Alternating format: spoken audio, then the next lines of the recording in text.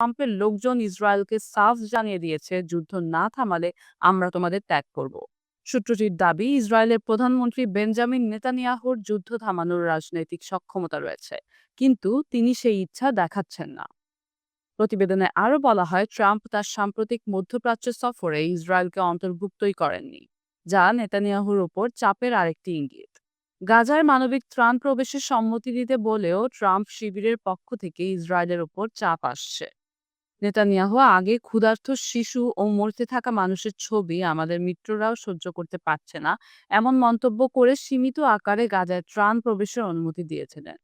সূত্রটি জানায়, গত রোববার রাতে ইসরায়েলি মন্ত্রিসভার বৈঠকে নেতানিয়াহু এই সিদ্ধান্তকে মাত্র একটি কৌশলগত বিষয় বলে তুলে ধরেছিলেন, যেন এতে রাজনৈতিক দায় না পড়ে। এদিকে ট্রাম্প শিবিরের কাছ থেকে এই হুঁশিয়ারি এমন এক সময় এলো যখন ওয়াশিংটন ও তেল আবিবের সম্পর্ক ক্রমেই টানাপোড়েনে রয়েছে। ট্রাম্পের ঘনিষ্ঠ মহল মনে করেন, নেতানিয়াহু এখন এমন অবস্থানে পৌঁছেছেন যেখানে তিনি যুক্তরাষ্ট্রের ওপর প্রভাব খাটাচ্ছেন এবং যুক্তরাষ্ট্র নিজেও এখন তার দ্বারা প্রভাবিত হচ্ছে।